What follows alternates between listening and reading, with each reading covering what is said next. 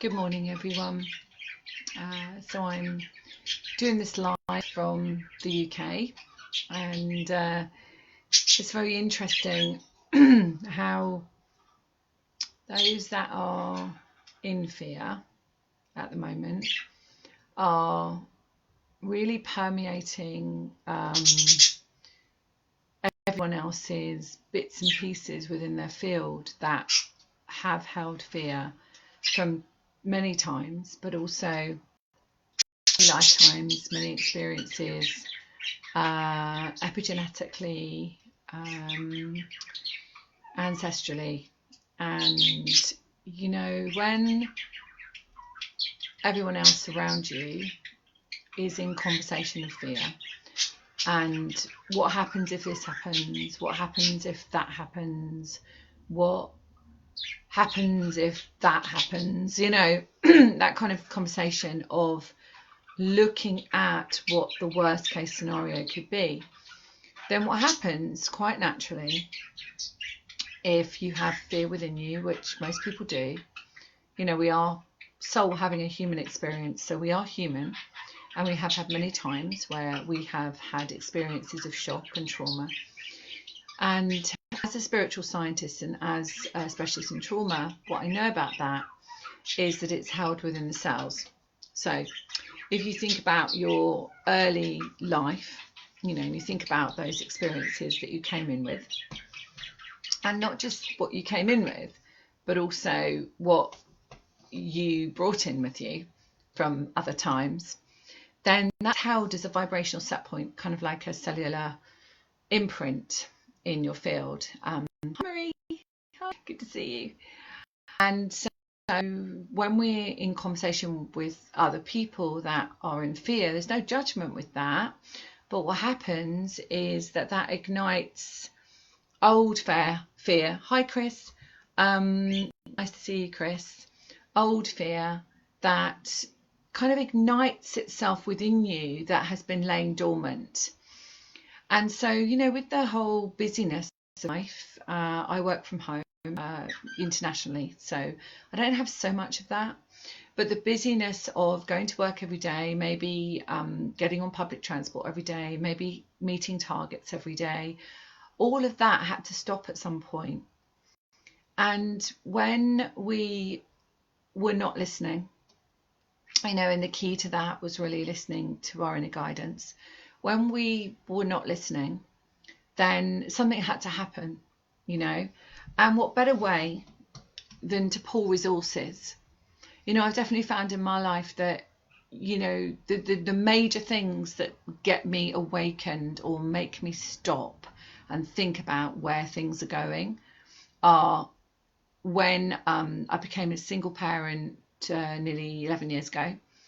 Hardly any money, had to give up my job in child protection, 2 babies to look after and a mortgage. And I had to reinvent myself. Okay, so I had to completely transform, because what drove me was obviously to be a good mother for my children. So these situations that happen in our life where we feel, oh my goodness, what can I do? These are incredible wake-up moments. Whether we get diagnosed with something, whether we, the outside world gives us an experience that allows us, hi Fee, oh, good to see. Whether the outside world gives us an experience that triggers that fear within us, whatever it might be, it's our job now to really stay in our consciousness and stay in that bigger part of us that actually always had the answers. We just forgot. And I know that, obviously we create our own reality, but I know that what is happening, I went into the pet shop this morning where I live. We have many pets and we're just about to pick up a puppy tomorrow. So we will have more pets. So I went to the pet shop and they're not taking physical cash, because just in case the physical cash holds the virus, right? And I'm not judging them, But it just goes to show, and they're lovely. Our pet shop people are absolutely lovely. They're really lovely people, and I really love them. But it just goes to show how far this has been taken. You know, we've been dealing with money for centuries. You know, it's always held energy, and it's always held probably the flu virus or whatever it might be. So why is it now that people are in this complete fear? Well, my opinion, just my opinion, you know, my intuition is that by looking at the rivers in Venice and looking at what's happening with Mother Earth being healed so quickly, like within 4 weeks, don't you think that there's a bigger reason for this happening? That people are having to go within, to find their resources, their inner resources. They have to realise that, you know, actually there are a lot of people that are losing their jobs. I get it. You know, I'm in a very fortunate position that I created my world and my reality around living my mission, okay? But some people that are not living their mission. And I wonder if this is a time where we are coming to a place where we're having to go within, we're having to really access what part of me do I need to shift to transform. Part of me was not living the full potential that I was.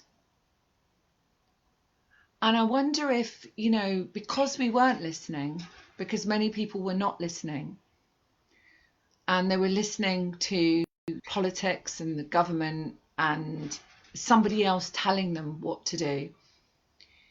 I wonder if time now is, well, the NHS here, we English NHS is amazing, absolutely incredible, but we are also responsible for our own healing journey. You know, we don't have to hand it over all the time to somebody else. And I think this is about really understanding that we have this innate, incredible power within us, that it is possible for us to listen to our body, to understand what the message is. It is possible for us to move forward from this situation, you know, and perhaps we don't need the NHS as much as we thought we needed the NHS, you know. And I'm definitely not talking about people that really need, and I totally get that. You know, I had emergency cesarean with my daughter 12 years ago. I definitely needed it then, and I think absolutely 100% need the medical model, but we definitely don't need it for a headache or a sore throat or an ache in our knee. And I think that, you know, that's been reflected in our A&E over here in the UK. I know somebody who works in the A&E, and they said it's absolutely dead, excuse the pun. Like literally, they've got hardly anyone in there. Well, why is that? Because people are not going to A&E because what they had was not serious. So this is going to be a really big wake-up call. And my dear friend Fiona is watching and lives in a completely different country.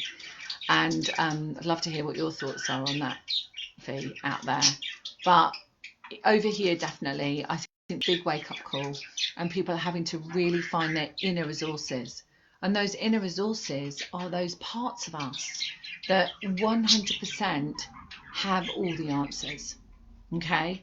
And that doesn't mean we don't need the medical, and it definitely does not mean that there are not people that can help us, 100%. But perhaps turn the news off and don't have it on 24/7. Perhaps don't listen to people's fearful opinions. And just perhaps in those moments when someone says something to you, just go within, and does that feel right? Does that feel like it's something that's true to what I really believe within me? And come into that where you have others can happen in a moment. So I need to go now because I've got a day of teaching. I'm teaching my spiritual gifts mentor, advanced mediumship. I've got 2 clients to see. One of them's a meeting. So I'm really excited for my whole day. This is how I live my days. But I really wanted to just share a little thought with you today about what do you do when someone when you go into someone else's. So go onto my website, and I'm giving a free meditation away, which is called the Earth Star and Soul Star, and it allows you to connect and ground and really come into that place that has the answers. So it's susankennard.co.uk. You'll see a little box that'll flash up. Just put your details in and you'll get the meditation. So much love, and I can't say today, but I will connect in very soon. So reach out to me. Okay. Bye.